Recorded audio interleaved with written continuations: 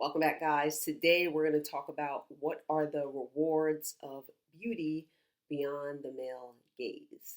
Now, I'm going to say that this video, I would say most of my videos are triggering when we start talking about beauty and I start resurrecting my past and how I grew up. And, you know,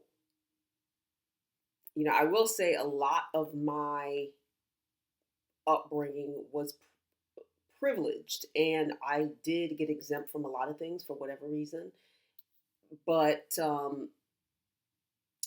bringing up those things in my videos do trigger a lot of individuals who have gone through ridicule and a lot of bullying for their looks. So if that is something that you are still working through, please opt out of this video. Do not allow it to disturb your peace, to trigger you enough to come in the comments and make dissertations or try to humble me at 48 years old. I don't It's always fun when someone tries to humble me. I'm like, I have like one foot in the grave, and you really think that that's going to happen? It's just not worth it. Just X out. I always opt out of videos or emails or phone calls or meetings, anything that I know is going to disrupt my peace. I just won't do it. I am very protective of myself. So I just want to offer that to you before you even watch this video.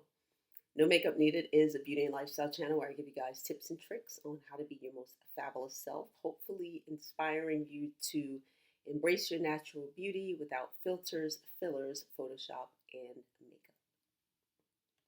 I did a recent video about how I dodged colorism, and not just colorism, but featureism and hair texturism. I have flat out 4C hair. You guys have seen my hair in recent videos, or maybe not recent, but prior videos.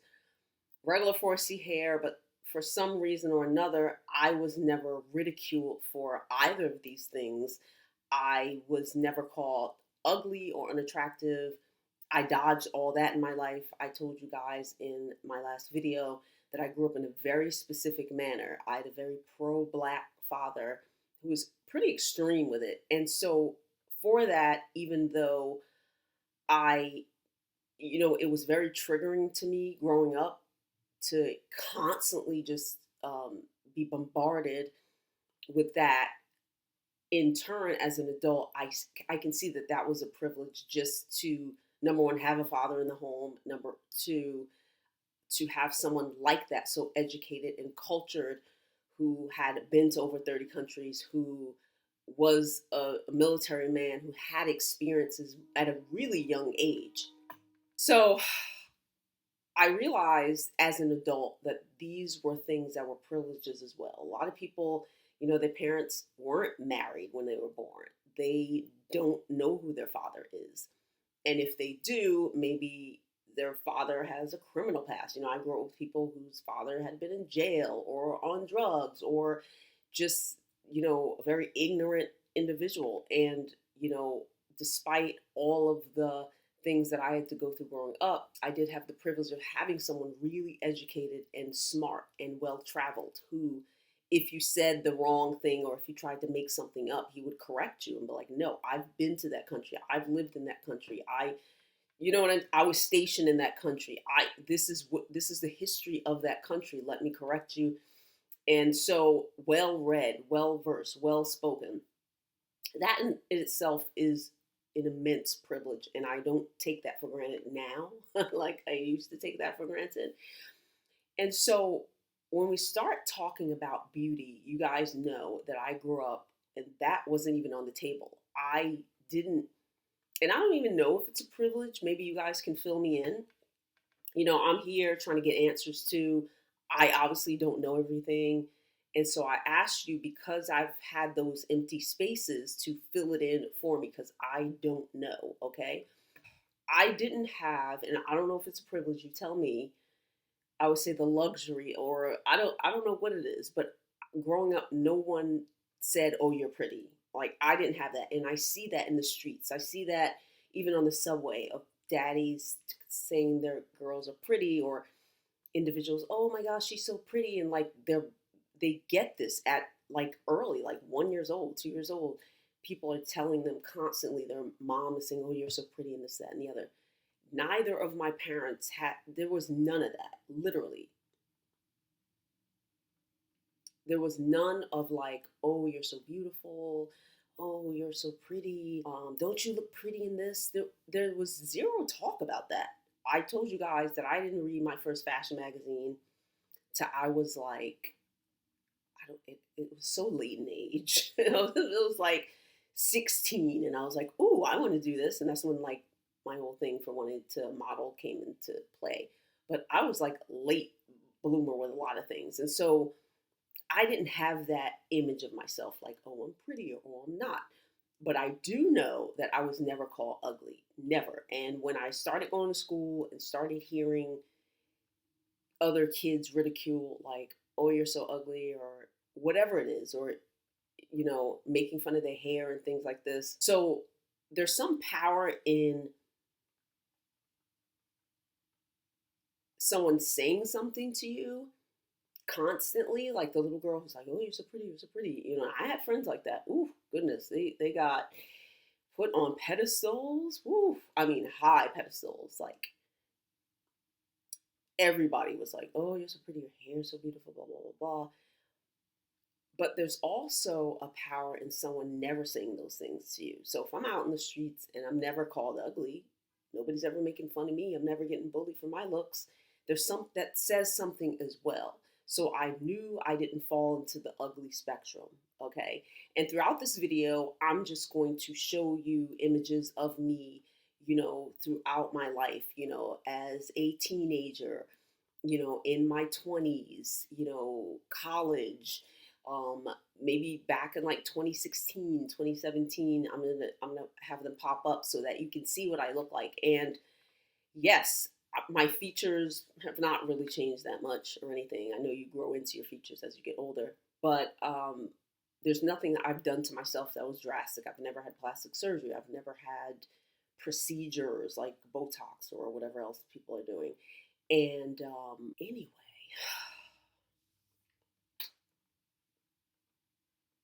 as I talk about the male gaze and beauty, I'm showing you these images because, in my last video, I talked about getting a lot of attention as a kid.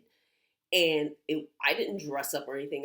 I mainly, sometimes I looked like a boy, really, for a very long time. I wore baseball caps. I wore plaid, in the early 90s, the baggy style was, I went through every style you can think of, the heroin chic, the you know, the hip hop baggy clothes, all of that, everything, the preppy, I've done it all. But most of my attention was when I was just looking like, I looked like a 12-year-old boy. And so, that poses a lot of questions too. So let's talk about the benefits of this beauty. I watched a ton of videos where people are, making TikToks or things like that, compilations of people talking about the benefits of their beauty. And for me, I'm trying to figure out, because I've been hearing a lot about the benefits being attached to some sort of male gaze. Like, oh, I'm so beautiful, I get free drinks at the bar. Oh, I'm so beautiful, people whistle at me down the street. Oh, I'm so beautiful, when we all go out, the friends and I get the most attention. Or even people who consider themselves unattractive, they say, oh my gosh, I don't get that attention when I go out. I want, like, everything kind of seems like it's centered around men or the male gaze. And I even did a video because I graduated from all women's college, and I told you guys, what the experience was like with no men around. Like, did I still dressed up and I still combed my hair, honey, and I never went to class in my pajamas or anything like that. And so I really had that care for myself regardless of what men were doing. Now, this is a great segue. So when I grew up, I told you guys, or if I didn't, I got a lot of attention. I'm the youngest. There's 6 of us, 3 boys, 3 girls. So I got attention from my brothers. I got a lot of attention from my father. And so I wasn't looking for it out in the streets. I never went boy crazy. And I know that's like considered a period in a young girl's life where first she doesn't really recognize like that difference between boy girl when you're really, really little. And then you kind of hit puberty and you start growing boobs or you get your period, and now there's a separation. You start getting the hormones and you're getting all tingly and you're like, ooh, what is that weird feeling? And then there's a period when all you think about is boys or sex. So I never went through that period in my whole entire life where all I thought about was the boys. So I didn't hit that boy crazy stage because I had already gotten the attention like in the house. So it was like, well, there was nothing that I was seeking.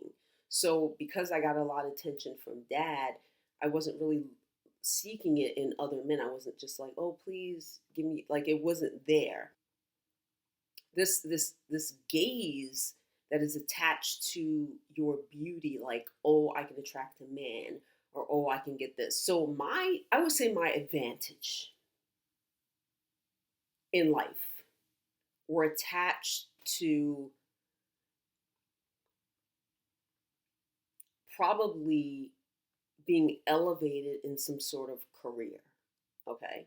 That was really important to me because of how was raised. Nothing was like, oh, you better find a man. Or like my mother never mentioned that. She never talked about marriage. She never talked about men. It was, I don't know how this was so absent for me. And like this was common for other girls. It was so common to have that pretty praise and to talk about men and how you were going to prepare for a man.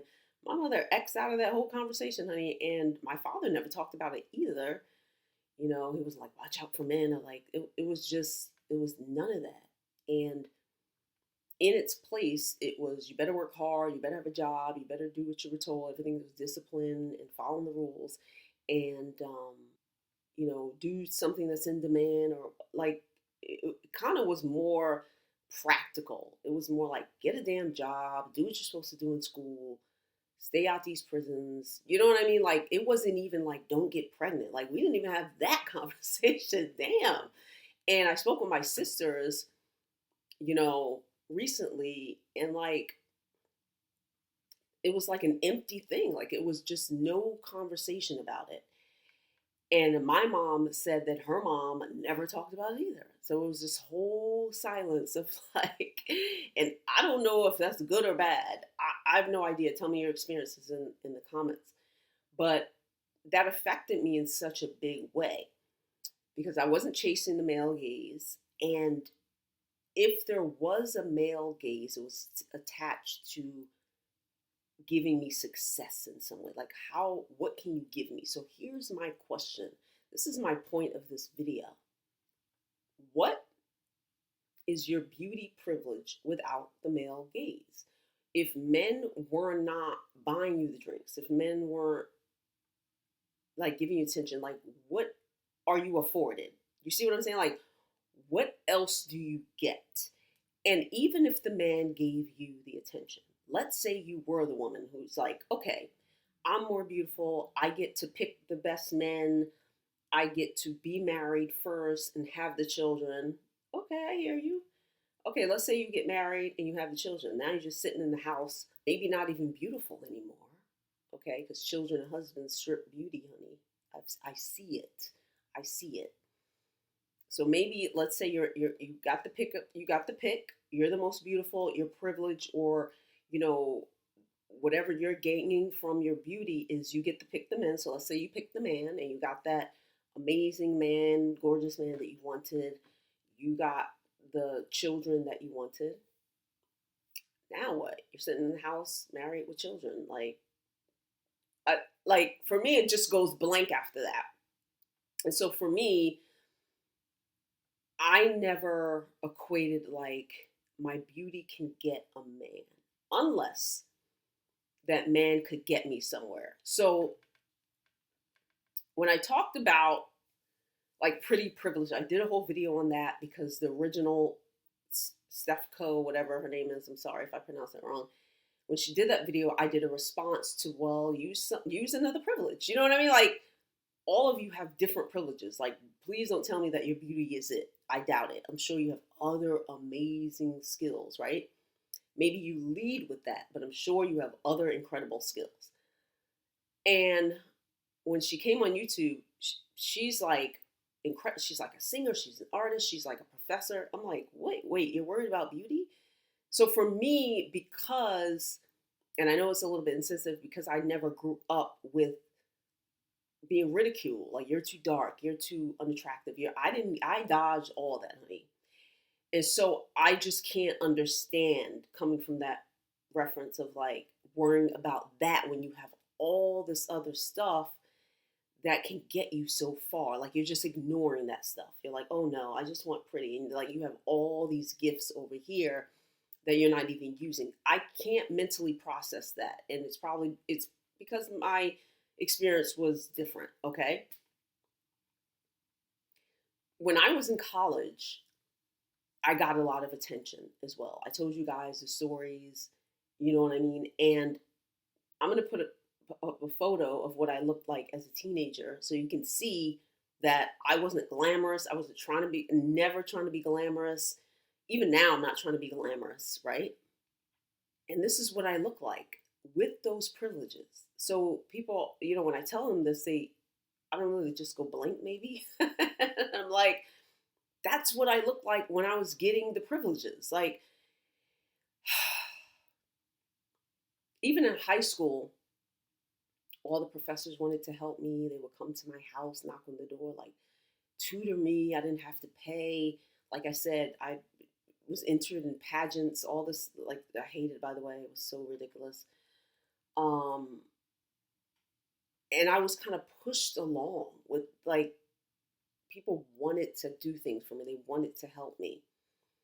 And then when I got to college and I upped my grind, I was like, I can do better than this. I'm so gifted at so many things. Why am I just coasting? I still have professors. I had some that couldn't stand me and they're dead, thank goodness. Good riddance. But I went to all women's college and I had a male professor who really, really loved me. He really, really did. And I don't know what I did, but this is what I looked like my senior year in college. I don't think he was attracted to me. I don't think he wanted to sleep with me. I was not sexy. I was not going, the class with what? I mean, there's 500 girls. Like, like push up bras and like, we weren't doing that. And so, still in all, I was getting privileges. Like, he looked out for me. He like fought for me. When I did my senior thesis, there were people trying to come at me, some jealous, well, they're dead, jealous, dead professors. And he batted for me. And like, I got into, I wanted to go and do my master's, got into the school. He like knew the head person at the university where I was applying for my master's, and I didn't have to study for the GRE. I saw so many people studying, like, oh, I got to take the exam to get. I was like, I'm not doing that. And he just wrote or made a phone call or wrote a letter, or whatever, and I just got in without doing anything. It was amazing, and I know that that's a privilege, and I know that so many people aren't awarded that.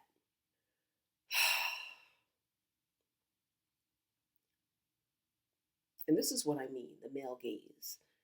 Like, I wasn't screwing this damn professor. I wasn't even flirting with him. Are you kidding me? I wasn't the type to flirt to try and get what I want. Like the girls are like, oh, just flirt a little and get a beer. Like, buy your own fucking beer. I don't do that to myself. Like, that's very cheap for me. For me, it's like, help me or don't help me. Make that call or don't make that call. Like, I'm not fucking you. I'm not flirting with you. I'm not doing shit. Like, do it or don't do it. You see what I'm saying? Like, I'm like that. And if you don't do it, somebody else will. I'm a little bit entitled.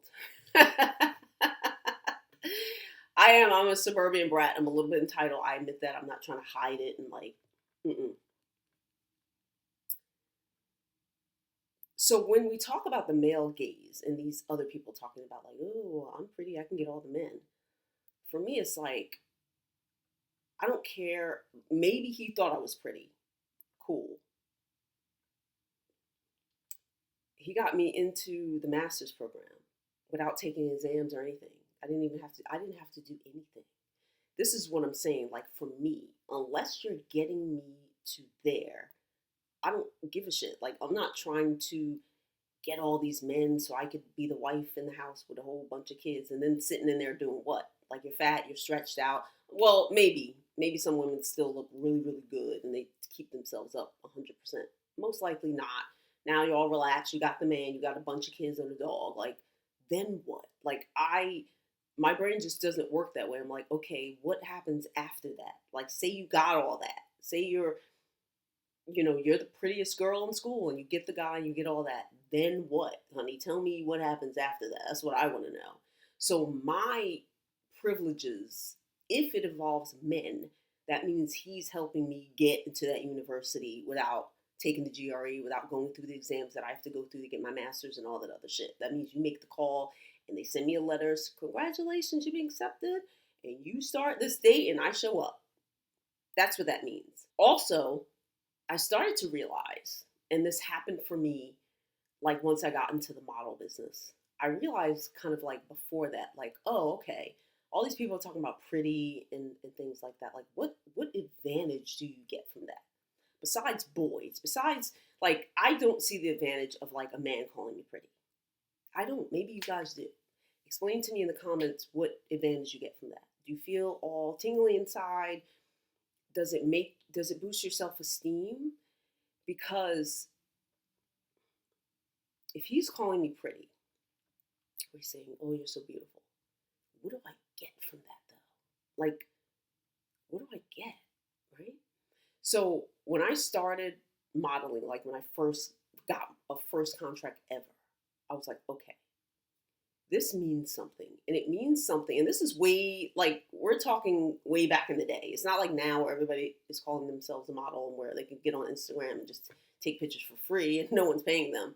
This was back in the day when it wasn't like that. Like, you had to legitimately go to an agency, submit pictures, show up for an interview. They want to talk to you and see whether they can make money off of you. This is the thing. It's a business. It's not bullshit like I look good and some man's calling me pretty. Some man on the block, no less, is talking, okay? I didn't care about them talking because they didn't get me anything. They didn't get me into grad school. They didn't get, what did you get from me? You didn't do shit. And so for me, my brain throws that away. It's like, thank you so much. And I keep walking because you ain't giving me nothing, right? And I know this is different for women, a lot of women. A lot of women like that. They're like, oh, all the men flirt with me. When I go out, I'm the main one. It's like, okay, then you go home and then what? You take off your makeup, your lashes, and you just lay in the bed and like, then what happens? Like, give me the rest of the story. So for me, when I became a model, like professionally, when I signed the contract and I got booked for a job, that's when it happens. Like when you get that first paycheck, okay? When I signed with a big agency in New York, a well-known agency in New York, at a time where we barely had cell phones. It's really like they weren't around that long. And you had to be with an agency, you had to be represented, and you went out and you hustled and you worked, right? When I started going to auditions, or even before that, let's go before that. When I started looking into magazines and the women in the magazines were considered the most beautiful. Back then, models were very different than they are now. They were a little bit more natural, they weren't as accessible to people, there was no social media and anything like that. So the only way you saw them were either in magazines or in a billboard or maybe TV, because a lot of them weren't even doing television or commercials back then. And so I was like, okay, this is the epitome of what like beauty is. Like, this is the ultimate high.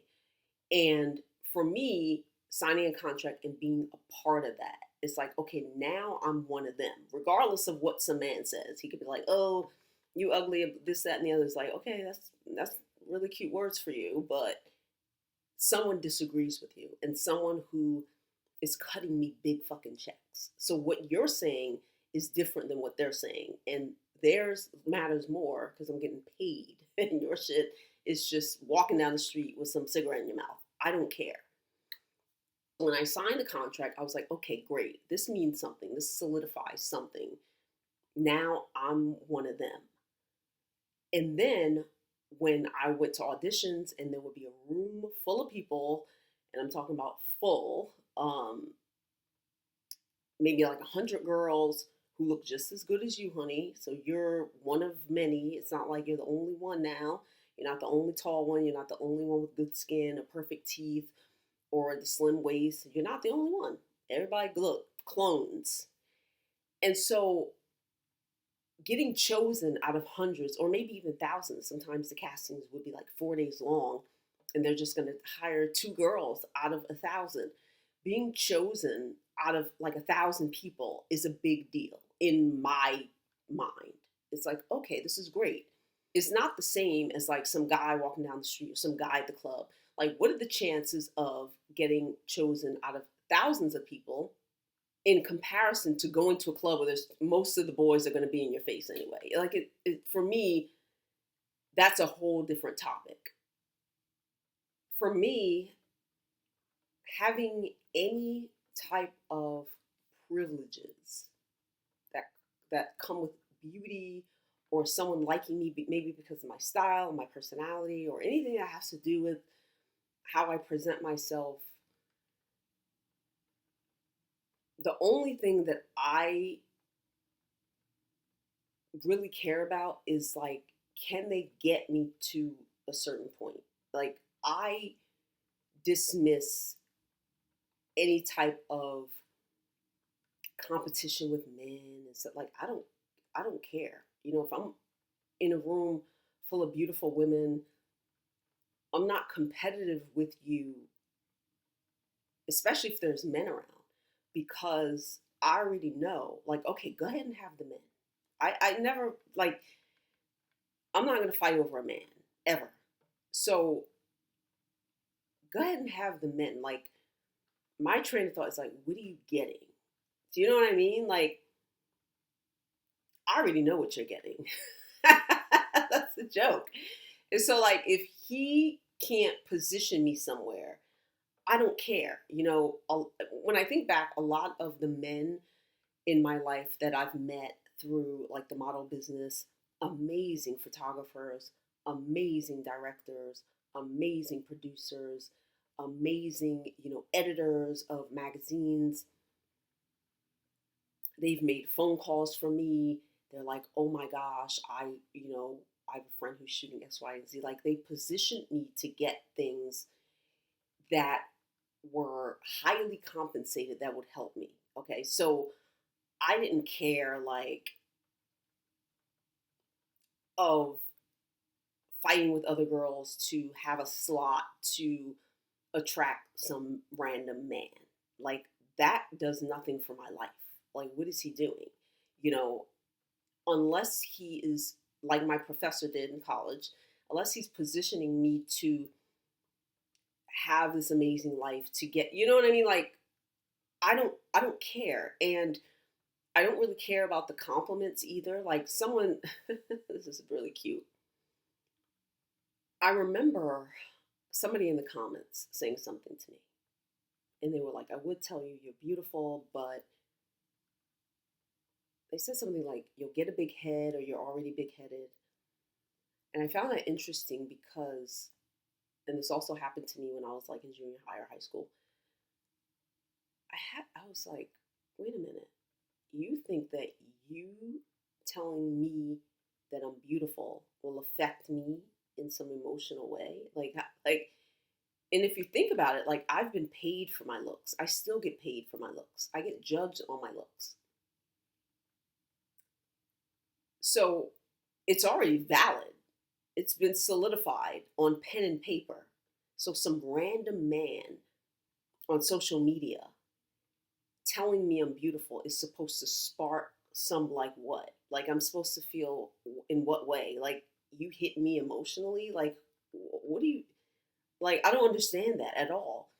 And for those other individuals who say things like that, I'm like, it's already been solidified for me since I was in my 20s. It's like, literally. So you can't affect me in any way. And that's the same as when I'm walking down the street and somebody's like, oh, you're so pretty. Like, that man can't affect me. He's not cutting no $50,000 checks. You can't affect me on the other side of the computer telling me I'm beautiful and not what I'm going to walk away and be like, oh, somebody told me that, as if I've never been told that before.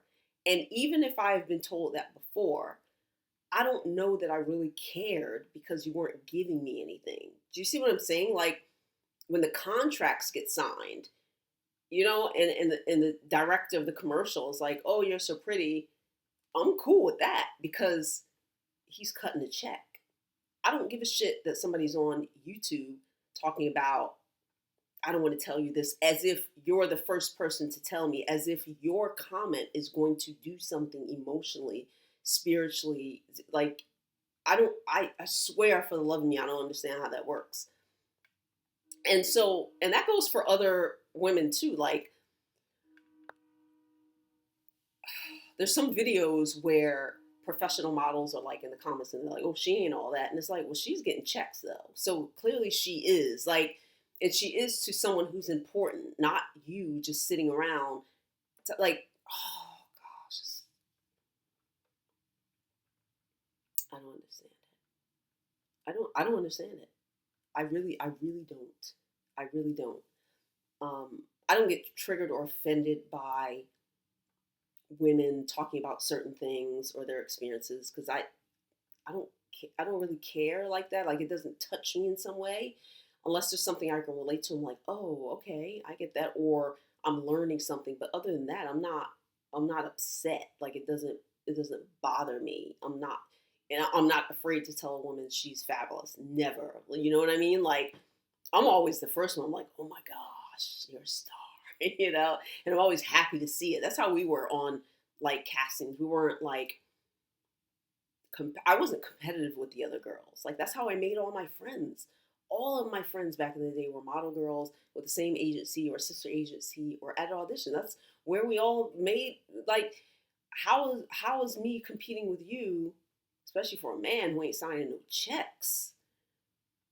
Like, how is that getting me the job? Like, I always think bigger. I'm like, I'm getting the job. Like, so how is me fighting with you getting the job? None of us get the job. And then you got a man, and he ain't cutting no $100,000 checks, is he? Maybe he is. I don't know. You guys tell me in the comments what you get. What are your advantages of your beauty minus the men, minus the $5 drinks at the bar, minus the cat calling down the street, minus the maybe the love bombing you get in your DMs? What are you really getting? Like, if you get the man, does he have you up in a penthouse on Park Ave with a housekeeper? Are you living that life? Are you really getting that? Because I don't personally know anybody who is. You know what I mean? Like, I personally don't know them, you know? I don't know anyone who is out there with their beauty saying like, "Oh my gosh, people are jealous because I get all the attention from the men," and it's like, okay, but what do you get from that man? Like, tell me what you actually get. Like, I'm gonna be so shocked to say, like, I want to hear this. Like, educate me. I'm not on here coming from a place of like, what do you get? Like, what do you get? Like, it's different. It's like, tell me what have I missed in 48 years? What have I missed?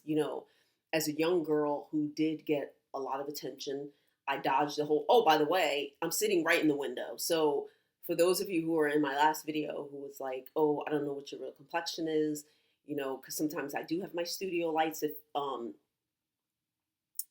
I shoot a lot at night, so I just have my studio lights on or whatever. But I'm just literally sitting in the window. So this is my full on complexion, and it's not summertime, so I'm not like tanned out or anything like that.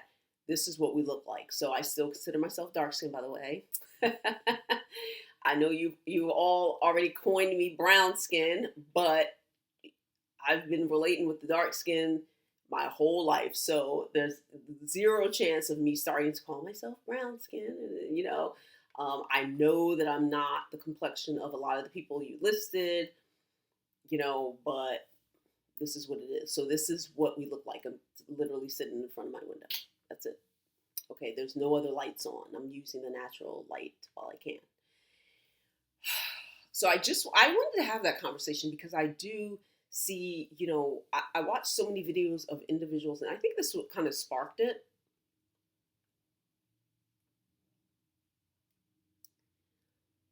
There were individuals who were talking about their upbringing of being ridiculed. One of you guys um, said that somebody called you liver lips. Ooh, goodness. Whew. No, by the way, I haven't never been called that. And that was probably a family member who did that shit, because that sounds like that type of comment sounds like somebody up close. You know what I'm saying? Who hates themselves, who came at you like that. That's what that sounds like. Damn. But there were individuals who were making videos about their experience growing up and being ridiculed for like certain features, their complexion, their hair, the this, the that. But I noticed that when they're talking about like brown skin privilege, and I did watch a lot of those videos after you guys came and educated me in that last one, because that was completely like, you know, it's just a blind spot for me. It really is. It's not, I'm not making this up. Like, it's such a blind spot for me. And for those of you who grew up kind of different, you understand what that means. So when I was in my 20s, I had a roommate, and actually we had a lot of roommates. At that time, I had four other roommates, okay? All come from different backgrounds, but kind of similarly, not that far apart. All of us were kind of suburban people, but this one in particular, he was from the UK, and his father, I think, was a diplomat. And like they were heavily like government people.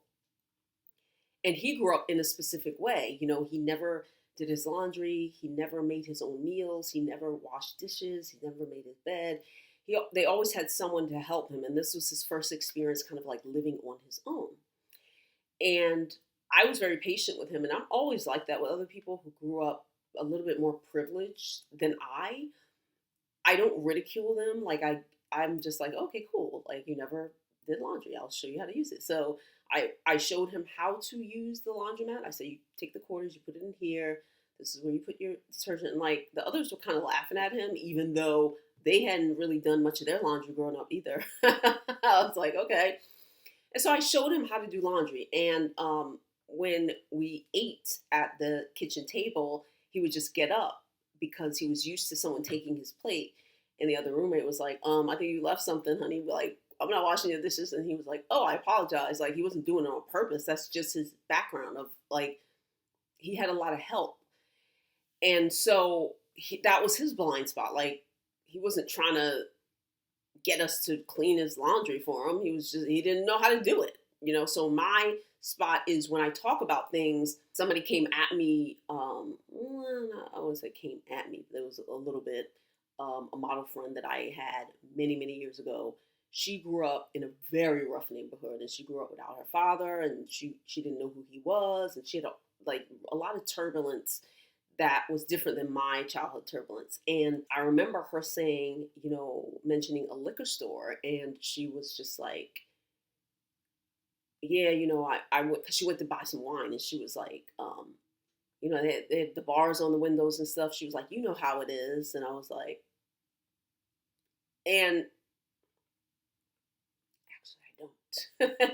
And I worked at a liquor store when I was 18. So I grew up in the suburbs, and you can just drive into the parking lot, go to the liquor store and get all your wine and leave. And I was like, actually, I don't. And I kind of left it at that conversation, because that's kind of, I wouldn't say it's an insecurity of mine, but it is an issue that I'm ironing through with other Blacks when we talk about how we grew up. Because my upbringing, like me and all my friends, we all just had suburban friends, and we all lived that life. And they all end up marrying kind of suburban people. And like, I feel comfortable being friends with suburban people other than people who live really rough. And like, I know I live urban now, I'm in New York City, but I grew up not that far from here, but far enough to be in a little, it's totally different. Gosh, I don't even know how to explain this.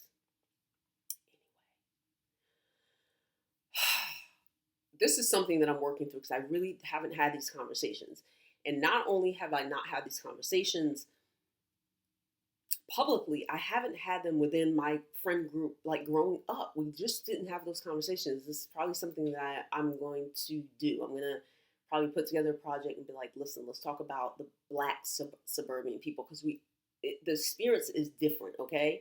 And so when that girl was like, oh, you know what I'm talking about with the bars in the window, I was like, no, I don't.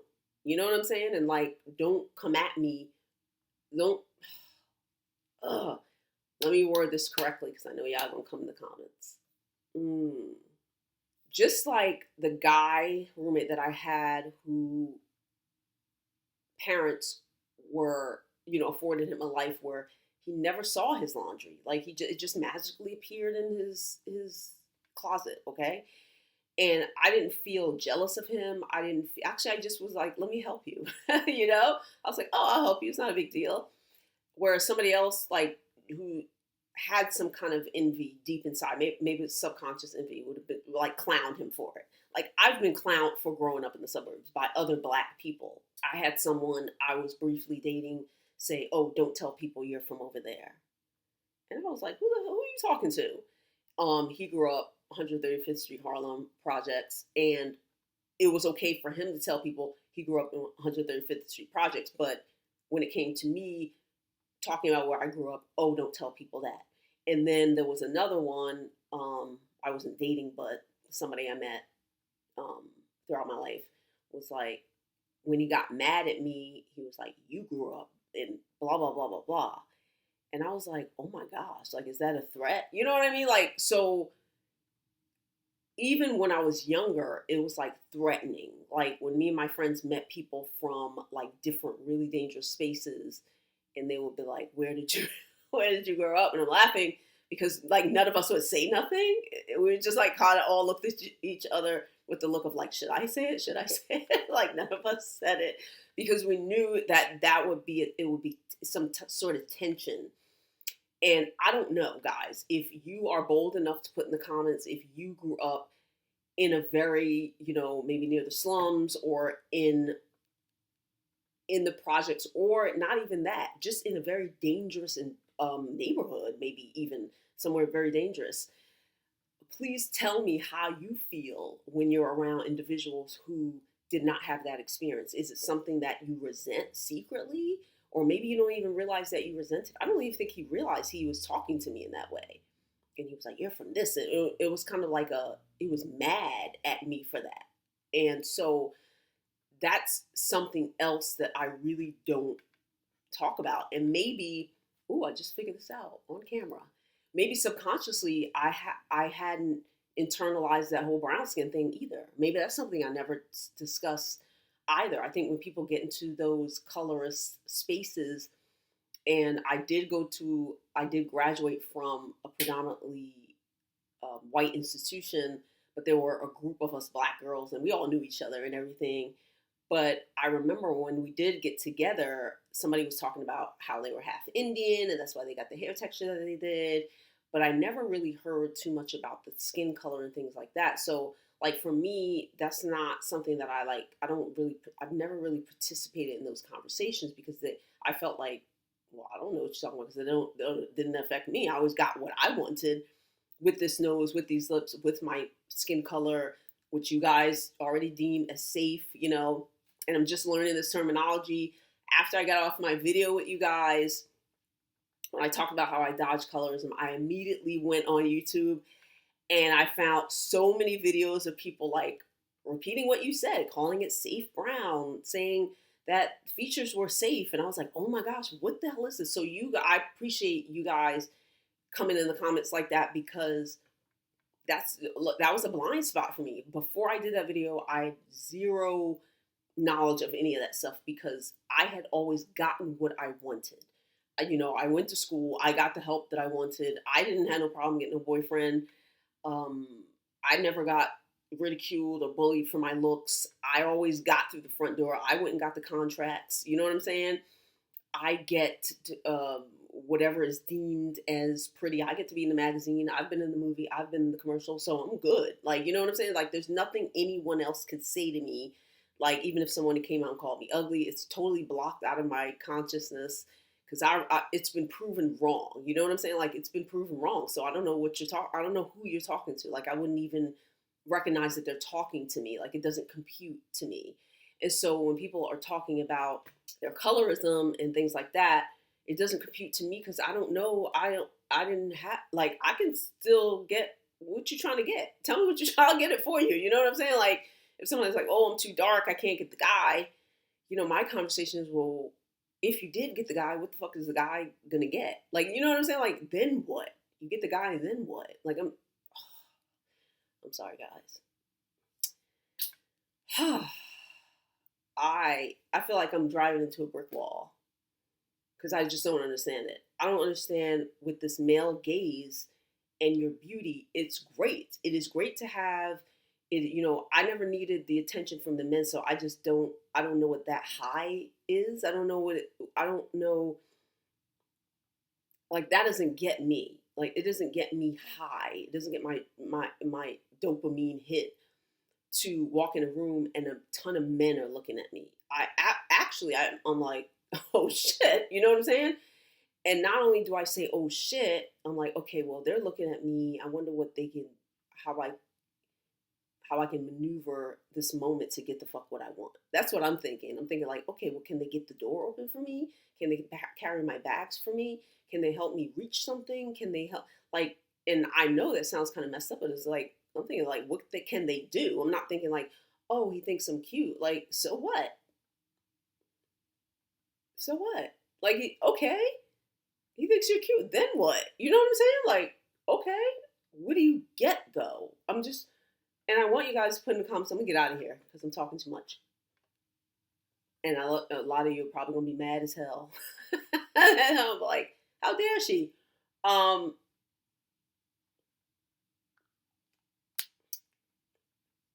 I'm just saying that I've always gotten what I wanted. I got submitted for um, a film, and of course, I wanted to work on this film because the director is like Oscar award winning, and I knew I was going to get chosen, and I did get chosen, and he was very nice to me. He's a very, very amazing person. But this is the photograph. Like, was I glamorous? Was I? No, look at me. I'm like in. I literally just looked like I jumped out of 1960, and the film was shot in the, in that era in the 60s, 70s. I wasn't trying to put on makeup and be glamorous, and no, I got what I wanted. Like I've gotten what I wanted, and maybe he thought I was cute or like I look like for me, I look like a very androgynous kind of in between boy, girl, tomboy, and this was in 2017, 2017, 2018. That's what the look was. Okay, that's what I look like, standing in front of this very window, and that's it. With that looks, now look at me. I ain't got the fake nails. I ain't got the lipstick. I ain't got the wig on. We was looking like that and got in a movie. Now you get me to tell me you walking down the street hoping that a bunch of men look at you. What are you getting in the movie? Like, what are you doing? Like, I'm so sorry, guys. I just don't understand it. I really don't understand it. I don't understand it at all. At all. You saw the photos of how I look when the professor got me into grad school. Honey, that's what we look like. And by the way, a lot of people like to talk about my looks, which is perfectly fine. I don't have any insecurity with my looks. I never did. I never wanted to change my nose, my lips, nothing. I didn't give a shit. And also, my upbringing didn't even allow for me to ridicule my looks because nobody talked about it. So it was like, okay, whatever, I must be fine. So one of you suggested, you were like, your eyes are really small, but you can make them bigger with makeup. Like, I don't want my eyes to be bigger. You see the picture of my eyes? You can see my eyes now, but you could see what I look like photographed. My eyes are almond shaped. I have a small eyelid. I take after most of my mom's side. And I'm going to tell you, my eyes are probably bigger than most of them on my mom's side. Like, their eyes are so small when they smile, they close. And I remember, I don't know if it was a shoot for Kmart. I had the best makeup artist I had ever. And I've had a lot of makeup artists. This makeup artist was from Japan. When she looked at my face, she was like, oh my gosh, me and you have the same eyes. She was like, I know what I'm gonna do. She tricked my fucking eyes out in seconds. Like she knew exactly what to do with small almond shaped eyes that have small eyelids. So I'm not trying to change my eyes. I'm not trying to get them bigger. I don't care. Like I don't care. You care. You know, a lot of people who want to pick apart my features and things like that, that's a reflection of how you feel about yours. I don't mind. Like I like having small almond shaped eyes and they're not deep set or anything. I don't care. I don't care about any of that. I'm not putting on makeup to do a damn thing. This is how I've been showing up in life and I've gotten everything I wanted just like this. You know what I'm saying? Even out in the dating world. What, you think I put on makeup before I went? Hell no. We went just like this, honey. We went just like this. We showed up just like this. To the auditions, we showed up like this. We showed up like this in life. And I still get what I want. So I'm not thinking about the male gaze like you are. Please, guys, put in the comments. Educate me. This is not a video where I'm trying to... gosh. I just want the information. And I appreciate you so much with that colorism video, because you opened up a whole can of worms for me. I was like, whoa. I was like, wait, excuse me? And maybe that sounds silly to you, but just like it sounds silly to my roommate who couldn't do laundry to some people, I also had, friends in college who went to boarding school and they were always at, women's schools, shipped away and things like that. And, when I went to their homes, I was comfortable. They didn't know how to cook. They didn't know how to do anything. And I was happy to show them. I'm like, okay, cool. That's your experience. You don't know that. I wasn't like, oh, you don't know how to, like, everybody doesn't grow up like that. I learned how to cook when I was really young. My father taught me laundry when I was 9 years old. He took me in the basement and was like, I'm going to show you one time. Watch. And I did. I was like this. And I never forgot. He showed me how to do laundry, iron clothes, hang the clothes. And he always said to do it all at once so that you're not pulling stuff out. Ooh, I got to iron it. And since then, I've always done that my whole life. Like right now, my clothes, laundry is right here, ready to be done. I do laundry. I steam them, hang them up. I got a professional steamer. I steam everything. And I color coordinate them, just like I learned when I was 9 years old. My shit has always been like that. So, I know how to do that, but everybody else doesn't. And it's okay if they don't know that. It's okay if they were not ridiculed. It's okay if they grew up where they always had a chauffeur. I had friends who never drove because they had someone drive them, and that's fine. Like, why? I'm not upset about it. Like, it never triggered me or anything that they had a driver. I didn't have a driver. I had a car growing up. Some people never had a car. Some people, like, it's fine, guys. It really is. I'm not triggered by any of that. So anyway, put in the comments about your beauty. What do you get with that male gaze? Like, educate me, please. You get the man. You're so pretty. You get the man. That's cool. I like that. I like that for women too. If that's what you want in life, honey, I'll help you get it. I'll go give him your number. I'm always here to help a sister out. But for me, I don't care. You know what I'm saying? If he ain't signing them $100,000 checks, I literally don't care about nothing that's coming out of his mouth. And I hate to say that. That sounds cruel or mean to men, but I don't care. Anyway, guys, I'll see you in my next video.